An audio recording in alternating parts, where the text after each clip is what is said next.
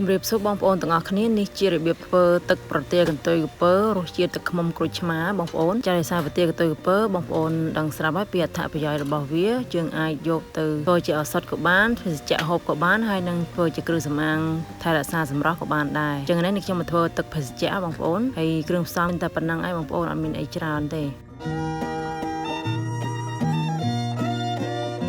ចាដំបូងហ្នឹងខ្ញុំយកប្រទាលកន្ទុយក្រពើហ្នឹងយកវាមកចិតសម្បកលាងសម្អាតសិនណាបងប្អូនហើយពេលបងប្អូនចិតក្បាលវាចេញមកឃើញថាវាមានជ័រលឿងអញ្ចឹងបងប្អូនត្រូវញែកឲ្យដាច់រវាងជ័រហើយនឹងជែលបងប្អូនជ័រវាមានពណ៌លឿងហើយអត់អន្តាយទេអញ្ចឹងជ័រវាកាលណាដែលយើងកាត់ប្រទាលមកភ្លាមវាជ័រវាច្រើនមែនតើហើយជ័រហ្នឹងយើងត្រូវលាងសម្អាតឲ្យបានស្អាតណាពីព្រោះជ័រវាមានផលប៉ះពាល់ដល់សុខភាពបើវាប៉ះនឹងស្បែកយើងផ្ទាល់វារមាស់ហើយពេលដែលយើងហូបទៅវាប៉ះពាល់ដល់សុខភាពអញ្ចឹងខ្ញុំយកវាមកចិតសម្បកឲ្យស្អាតហើយពេលដែលចិតសម្បកហ្នឹងដើម្បីកុំឲ្យល្វីងបងប្អូនត្រូវចិតអស់អាសម្បកខៀវហ្នឹងណាហើយពេលដែលចិតនេះខ្ញុំចិតសម្បកតអស់រលីងអញ្ចឹងទៅលាងជ័របានជ្រះល្អ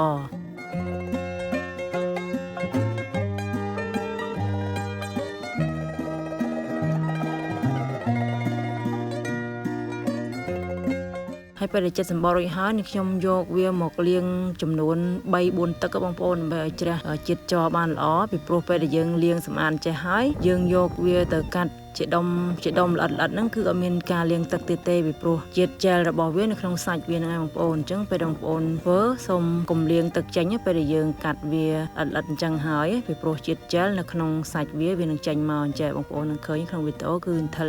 តែហ្នឹងគឺជាជាតិជែលរបស់វាហើយជែលរបស់វាគឺល្អសម្រាប់សុខភាពយើងអញ្ចឹងខ្ញុំយកវាមកកាត់ជាដុំតូចល្អិតមែនទែនទើបយើងហូបទៅស្រួលបងប្អូន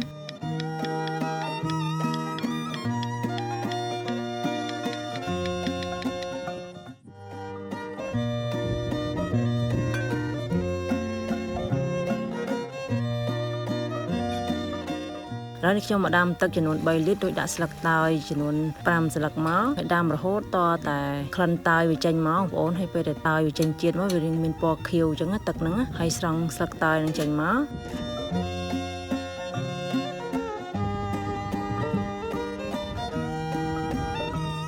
តោះមកនេះខ្ញុំដាក់ស្ករក្រាមចំនួន1ខាំហើយនឹងអំបិលម៉ត់2ស្លាបព្រាកាហ្វេហើយនេះខ្ញុំកូរឲ្យស្ករក្រាមហ្នឹងវារលាយសិនមក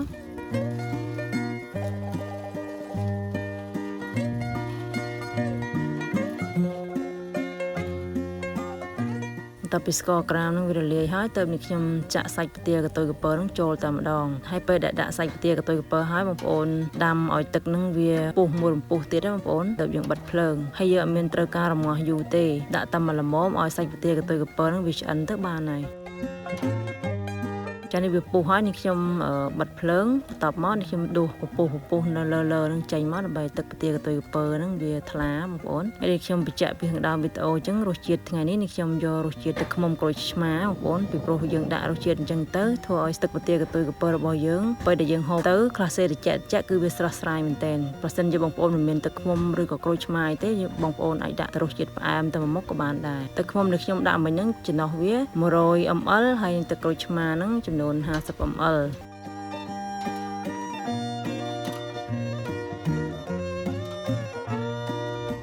បន្ទាប់ពីនេះខ្ញុំទុកឲ្យវាត្រជាក់ស្រាប់ហើយទើបនេះខ្ញុំច្រកដាក់ចូលនៅក្នុងដបរួចយកទៅក្លាសេឲ្យត្រជាក់ទៅយើងយកមកហូបក៏តែឆ្ងាញ់មែនតែនអញ្ចឹងបងប្អូនអាចសាកល្បងធ្វើហូបបានណាចាអញ្ចឹងវីដេអូរបស់នេះខ្ញុំក៏សូមបញ្ចប់ត្រឹមហ្នឹងដើម្បីទទួលបានវីដេអូថ្មីសូមបងប្អូនចុច follow page និង subscribe YouTube channel របស់នេះខ្ញុំម្នាក់មួយផងចាសសូមអរគុណសូមជម្រាបលា